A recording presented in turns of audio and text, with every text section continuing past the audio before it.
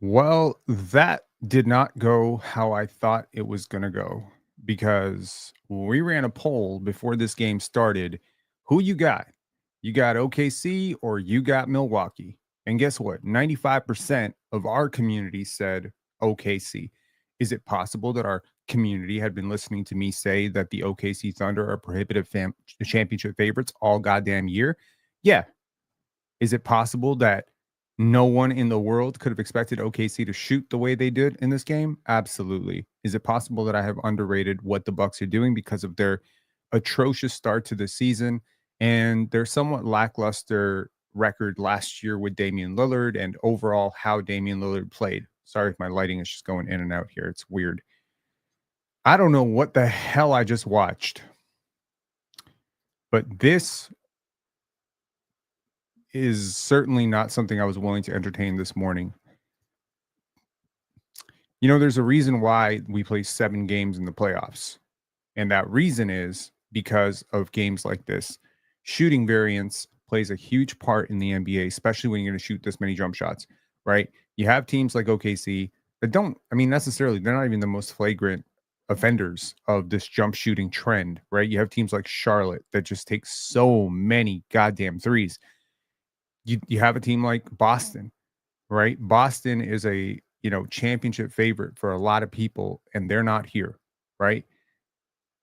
A team like Boston can lose a game like this to anybody because they will keep shooting them and they just keep shooting them. And on the night that they go in, they're going to win by 30, 35 points.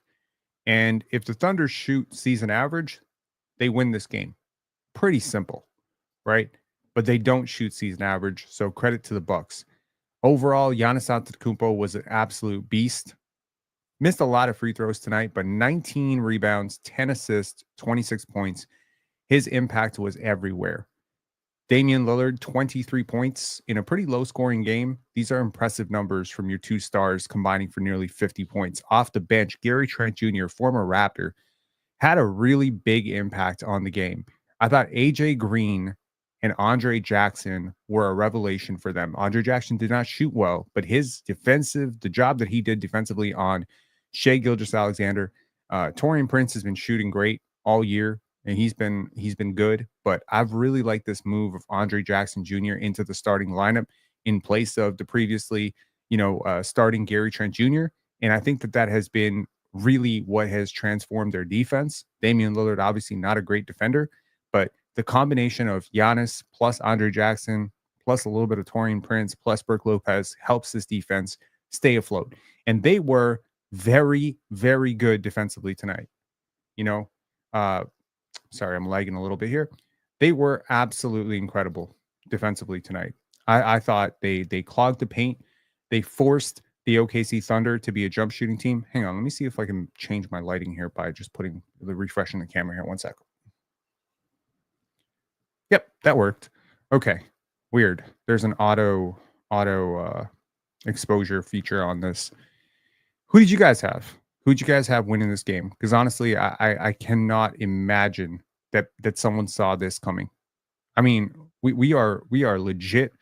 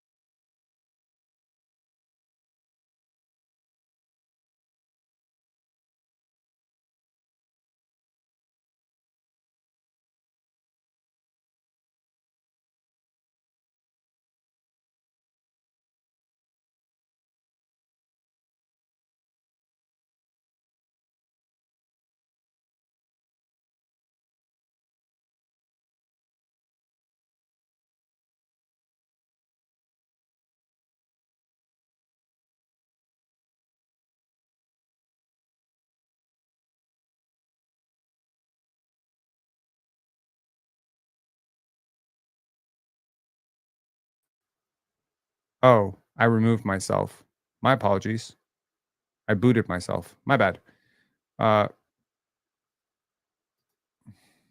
Yikes. Okay. Wow. Okay. So what I was saying was where did I get off here? Okay. I'm gonna have to clip that part out.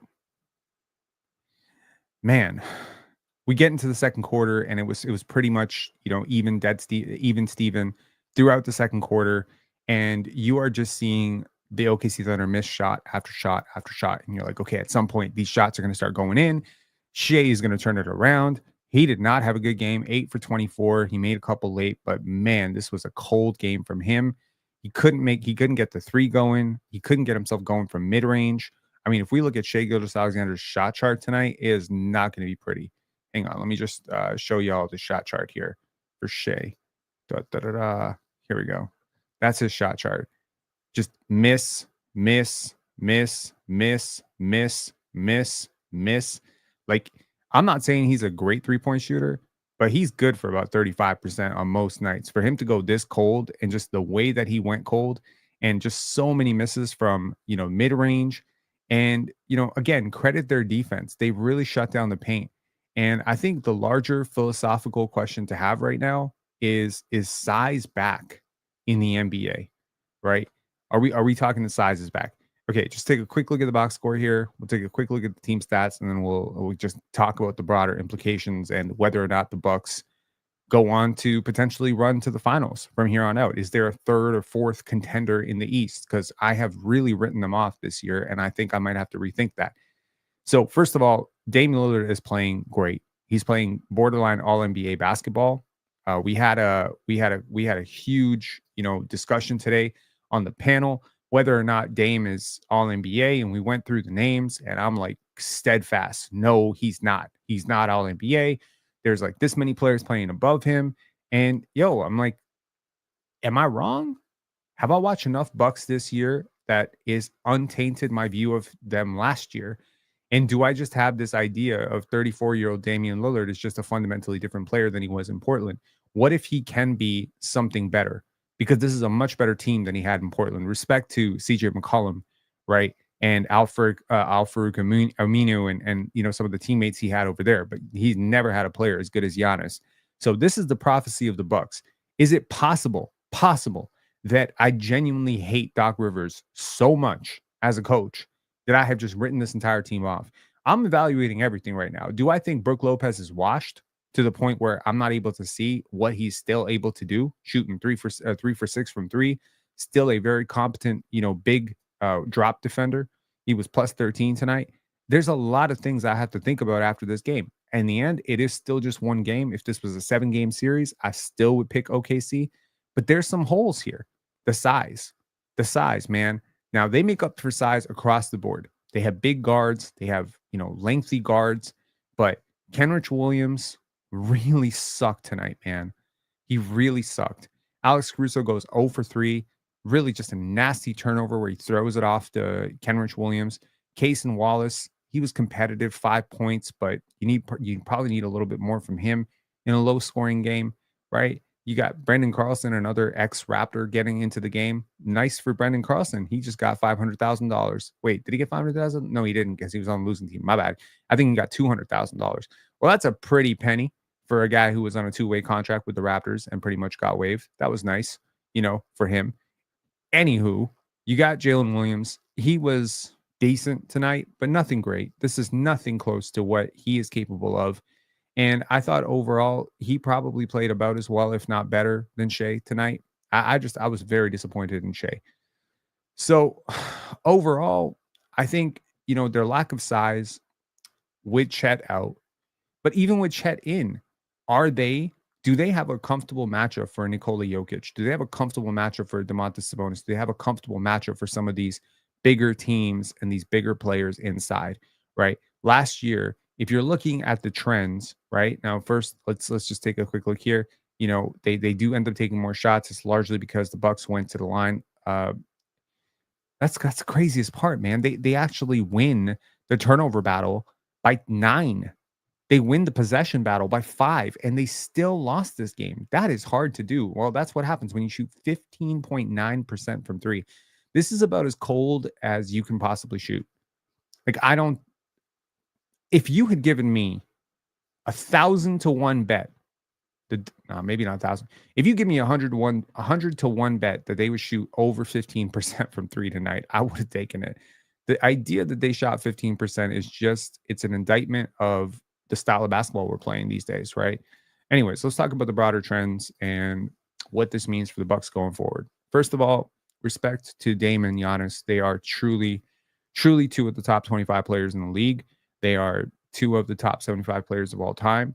And if they've figured something out at this point, because their fit together was a little bit clunky last year, I'm gonna be honest about that. Their fit was a little bit just weird last year. And I didn't really like their two-man action. I didn't really like how they fit together. And I didn't necessarily like the supporting cast around them. If Gary Trent Jr. can turn it around, DeLon Wright not in the rotation tonight, I think he's a competent, backup point guard in case of injuries. This AJ Jackson, thing was a bit of a revelation for me because I did not factor him coming into this season very much at all. So, sorry, Andre Jackson and AJ Green, the two A's, right? Those two guys have been so huge, right? They've been so huge for them. And maybe they are one piece away. And it's worth noting they played tonight without Chris Middleton, right? Playing without Chris Middleton and still winning this game, even when you factor in that the OKC Thunder were without Chad Holmgren, I don't think most people see these teams, or at least I did not see these teams. I don't know if I'm projecting there as the same class of team or the same tier of team. And, you'll pardon me for not really rating what the Bucks have been doing lately because they've been beating on a lot of really bad teams. They beat up a lot of really bad teams recently. There's a lot of Washingtons and Detroits and whatever. And I'm just like, I haven't really seen them beat anyone good except for Houston, right? And so here's the thing. I agree with you that Chet changes the game for sure because his ability to shoot and his ability to protect the rim, we have not all year, we have not seen Chet plus Isaiah Hartenstein. They become a much bigger team. But when they go to the bench, they're going to Kenrich Williams or potentially Jalen Williams, and they're still small, right? They're power forward. Like they like to play this sort of 4 guard lineup with one big, right? And I honestly, one of the biggest advantages I saw coming into this game was Mark Daigneault over Doc Rivers. I really thought that was an ace in OKC's hole. I thought OKC was going to come out with a better game plan. They were going to come out more prepared, and I'm just dead wrong, man. I don't know how to show my face on the panel after this, right? I mean, I went all in for Shai this week, all in.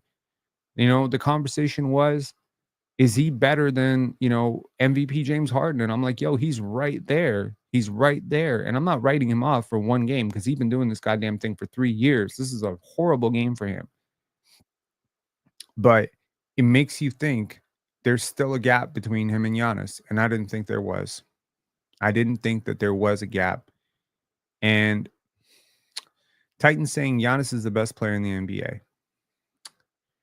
I don't think he's the best player in the NBA. But earlier today, I felt like the gap between him and Jokic was huge. Whereas right now, I feel like the gap is a little bit smaller than I expected. I mean, what Jokic has been able to do with that Denver team, given their sincere lack of talent, I mean, honestly, is staggering. He's able to elevate lineups. Giannis is not a perfect basketball player. We saw him brick a lot of free throws, but that mid-range stuff that he's adding in, that little Dirk pull-up, is looking very KD-like, and it's looking a lot smoother than I expected it to be, and it's going in. So that is a bit of a game changer. The pressure that he puts on the rim is amazing. His defensive impact is clearly above any of the other MVP candidates, Luka, Shai, Jokic, etc. Giannis is a complete two-way player, and I feel like I've been watching Giannis for now, 12 years, 11 years now, right? He got drafted in 2015, 2014, 2013. So shit, I've been watching him for 12 years now, right? And over the 12 years, I have watched this guy more from a pretty okay playmaker to actually a really competent playmaker, to the point where I would trust him handling pick and roll and making decisions in the middle of the offense and trust him to not commit too many turnovers, right? Now, of course, is it Jokic? No. Is it Shai? No. Is it Luka? No. Those guys are just a little bit ahead, but I wonder if his gap on defense is just bridging the gap so much. And then, of course, just relentless attacking the rim, right? John Ton saying Giannis will win MVP when it's all said and done. I very much doubt that. I very much doubt that. The MVP award is largely a regular season award, and it typically goes to a player on either putting up historic numbers or a player who is on a very, very good team. Like we're talking, if you're a 50-win team and you're that player on the 50-win team, you're going to have to put up like 32, 12, and 14. But if you're on a 60-win team, you could put up like 28, 9, and 7. You know what I mean? Like the gap is so large. And so when you look at Shai and the numbers that he's putting up, I actually think he and Jokic, and Tatum have the inside track on MVP. But that won't be because Giannis is Liam saying horrible missed call when Giannis jumped on Dort's back. Yo, I thought that could go one of two ways, right? Unfortunately, not only does Giannis not pick up the foul, which it was absolutely a foul. You can't just jump on a player's back who has the possession of the basketball. That should be a foul. But on top of that, Lou Dort picks up a technical foul. Damian Lillard hits the free throw, and then by the way, the Thunder pick up another technical foul, and Damian Lillard hits that free throw as well. And you were thinking at that point, it's like it's now or never, Bucks. Sorry, it's now or never, Thunder. Like you're gonna go for it now, or it's never gonna happen. And unfortunately for the Thunder, it never happened. There was no light switch that went on. There was no Kobe moment. There was no Mamba mentality. There was no Michael Jordan run up. There was nothing. There was no fight. It was disappointing. It was disappointing to watch a team hoist 3 after 3 after 3, not really compete. Like I want to say I wouldn't say they didn't compete on defense. They were active in the passing lanes. They were guarding up.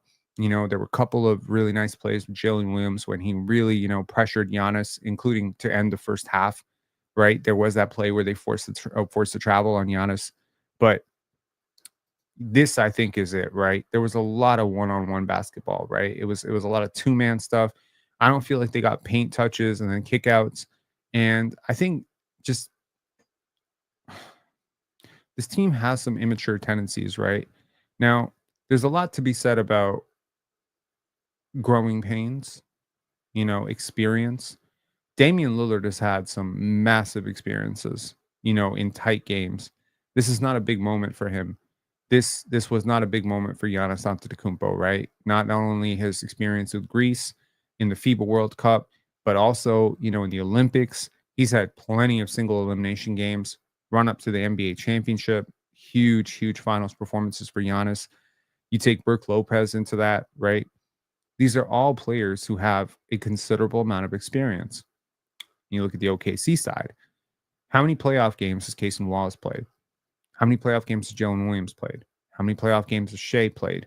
Even if you consider his U17, U18 stuff with Canada, even when you consider like a couple of runs, including his run as a rookie, how many games has this team collectively had in the playoffs together? And that's where those battle scars come in, right? You have to learn how to play, practice, and win, but they don't happen at the same time.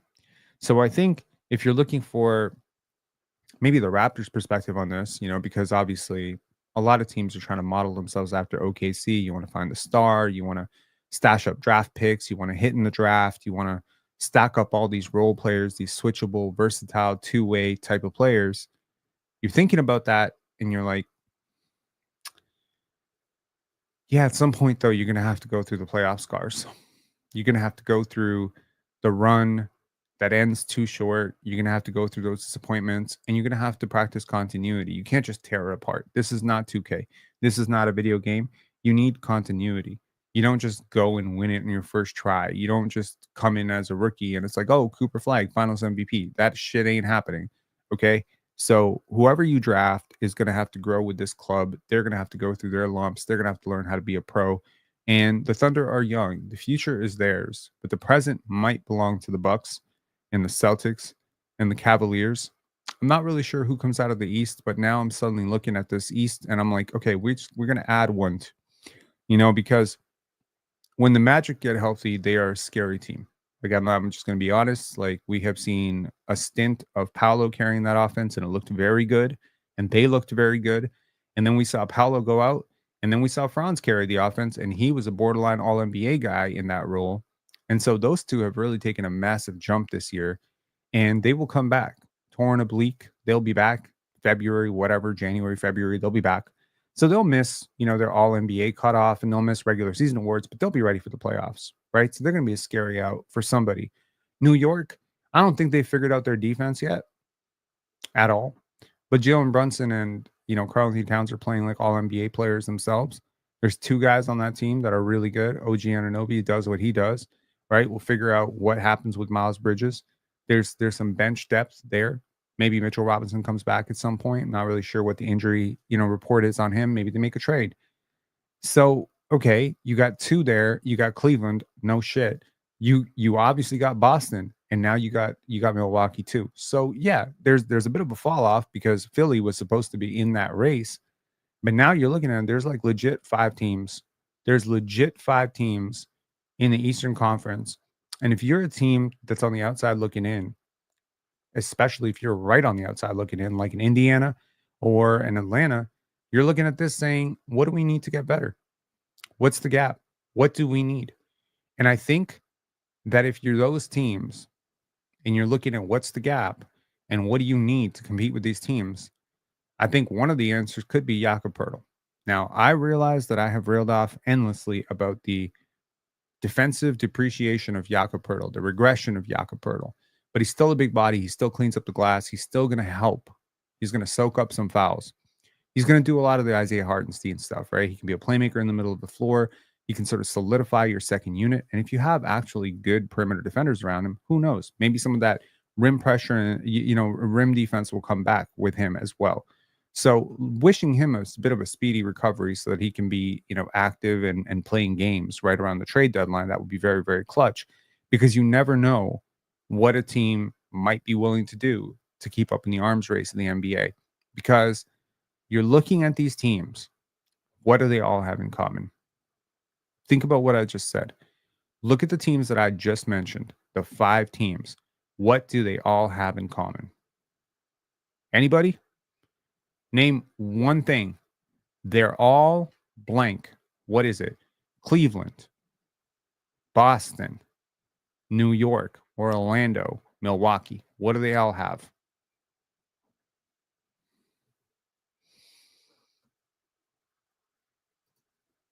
Facts. KP saying in the center. I was really going to say size. They're all huge. They're really big teams. OG's a really big wing. Karl Anthony Towns is a solid 7-footer, right? Kristaps Porzingis, right? He's big. Like they have big guards. They have big bigs, right? Everyone's huge. The Orlando Magic may not have a traditional 7-footer, but they are one of the biggest basketball teams you've ever seen. Their shooting guard is 6'10". Their small forward is 6'10". Their power forward is 6'10". Like everyone is 6'10". You know what I mean? Their point guards are 6'4" and 6'7". They're a huge basketball team, right? So you start to look at that and you're like, okay, if the league goes big, you need size to compete. You need legit size, which begs the question, is Emmanuel Quickly really worth 100, is he really worth $32 million a year? Time will tell. It really does beg the question of how you build forward with a guy like RJ Barrett when he is consistently undersized against most of those teams. Who does RJ guard? I'm gonna be honest with you. Ask yourself this question. In a series against Milwaukee, who does he guard? Better yet, in a series against Orlando, who does he guard? Better yet, in a series against Boston, who does he guard? Right? Like you're putting him on one of the backcourt players that are going to shred him, right? And if you put him on one of the front court players, he's too slow.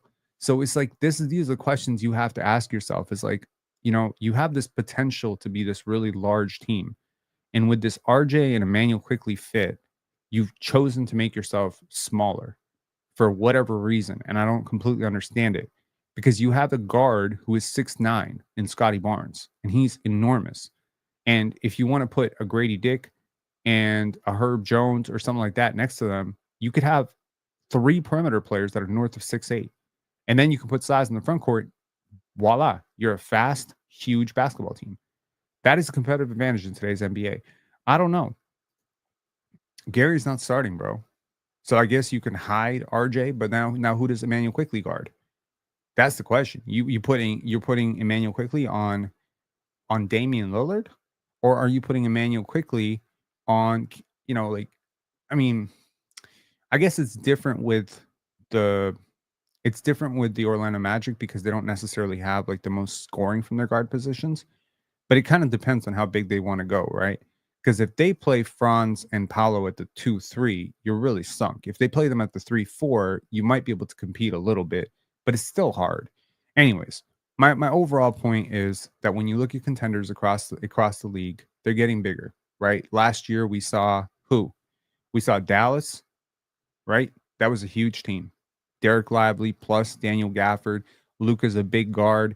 They're a big team. PJ Washington's a big dude. That's a pretty big team.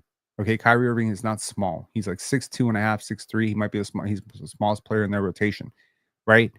So that's a pretty big team, right? OKC when healthy, I guess they're on the smaller side, but they do have 2 7-footers in there, right? What we saw what Minnesota did last year. Those were 2 7-footers inside, right? The Toronto Raptors, when they won a championship, the Lakers, when they won a championship, the Nuggets, when they won a championship, the Bucks, when they won a championship. Huge team, huge team, huge team, huge team. Not to say you can't have a 6-foot guard. Kyle Lowry won a championship. Sure. But it tends to help to have some size. And so the Raptors have some size. Kelly Olynyk, Jakob Poeltl, 2 7-footers, competent rotation guys. So we will see. Luka is huge. And that is a good point too from James. They got Jonathan Isaac too. Yes, Jonathan Isaac is pretty big himself. He's about 6'10 and a half, 6'11 with like a 7'6" wingspan, 7'5" wingspan. He's enormous. So I think everyone just kind of got seduced by the Golden State model of Draymond Green, Kevon Looney, guys like this. But please understand, like the Golden State Warriors, like they had some of the most elite spacing of all time. Okay. And they did win a couple of championships with that, 6'11" Kevin Durant in there. And I think, if I'm not mistaken, Andrew Bogut was around for the first one. Point is, you need size. You need to be able to measure up because Giannis just carved them up inside, man. He just destroyed them, demolished them inside. So I think there's a lot to think about with this game. Congratulations to the Milwaukee Bucks. Congratulations to Darvin Ham, who moves to 14-0 in Cup games. Darvin Ham cannot lose an NBA Cup game. He is 14-0, going back to last year with the Lakers, and now this. He has not lost. Ironically, I mentioned the Lakers won a championship too, right? Yeah, Dwight Howard, Anthony Davis. The size helps, man. The size helps. It just mucks everything up, and it sort of forces teams to rely on the jump shot. And over a 7-game series, you're going to get burned by that at least a couple games. So I agree with you. You need shooting for sure. But when the shooting is not working, you need guys who can actually get to the line, who can finish efficiently around the rim. You need guys who have counters. You need guys who process the game well offensively and defensively. And I got to say, man, like the Bucks defense was the most impressive part of tonight. It wasn't necessarily even their offense. I mean, their offense mustered up 97 points. It was their defense. Holding a really good offensive team like OKC to this type of level and being able to score on one of the best defensive teams in the league, I think this really does poke a hole in, just how much analytics and math really apply to a 1-game setting. And, this really reminded me a little bit of March Madness, right? Because it's single elimination. I think the NBA Cup is great. I think it's really great. Certainly, I would not be talking about the Bucks and Thunder in December under normal circumstances, but this NBA Cup adds a little bit of something to it. And last year, we saw the Indiana Pacers benefit tremendously from their experience in the NBA Cup because that drove them all the way to the Eastern Conference semifinals. And yeah, I think this is going to be a very wait. Were they in the Eastern Conference Finals last year? Am I tripping? Am I crazy? Yeah, they beat the Knicks, and then they made it to the Eastern Conference Finals. My bad. Yes, they made it to the Eastern Conference Finals. It's like I've erased that from my memory. Yes, so I mean, okay, the Thunder have to take a step up this year. I think they're going to win a championship. Do I think they're going to win a championship after this? I'm still going to say I think they're going to win a championship, but I don't think I'm ever going to say they're definitely going to win a championship again until I see it again. All right. I mean, I'll wait till the playoffs and find out, but I am a lot lower on OKC after witnessing the first half against Houston and then this game overall. I mean, they're very lucky Houston shot as cold as they did because Fred VanVleet was goddamn open for so many of those threes that he bricked. Dylan Brooks was open, wide open on the threes that he was breaking. And it's just very fortunate for the Thunder that they got through. But now when you look at it from the benefit of hindsight, it's like what happens when the other team actually hits their shots. And Gary Trent Jr., Damian Lillard, Brook Lopez tonight, they hit their shots. Bobby Portis, he did not disappoint. He went 2 for 9. 2 for 9 from the field. One crazy ass flagrant foul on Isaiah Joe. 3 turnovers. Bobby Portis is God's gift to basketball. All right. I'm going to check y'all later. 31 minutes, including a minute of me muted. But I'm going to talk to y'all later. Have a great one.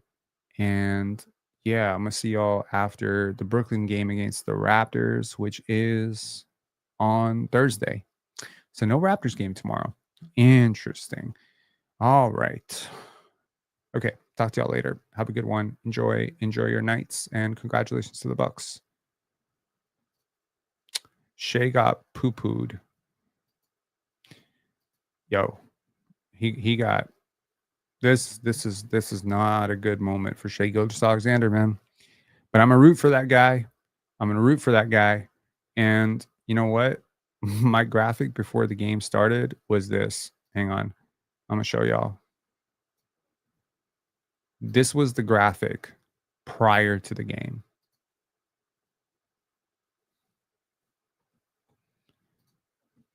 It's interesting, right?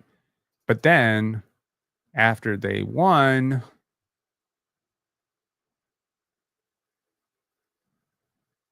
I had to change it because obviously in this one, they lost. But after they won, it was a slight difference. A slightly younger Giannis turning back the age of time.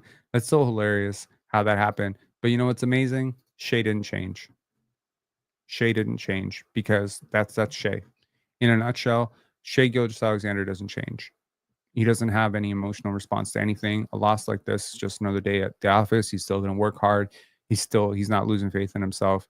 And he's probably going to learn from this. And hopefully, you know, as a person who is currently covering a team that probably has no chance in hell at an NBA championship this year, I have parked my full support. I'll say 97% of my support. 3% of me still roots for Nikola Jokic, but 97% of my support is with the OKC Thunder right now to win a championship. Obviously, Shai being just one of the most humble superstars in the league and also a Canadian, you know, homegrown legend from Hamilton, Ontario. Obviously, I'm going to root for, you know, in my opinion, the greatest Canadian player of all time. Some people will push back on Steve Nash. And we will see what happens in the playoffs, but I'm looking forward to it. All right. Talk to y'all later. Peace.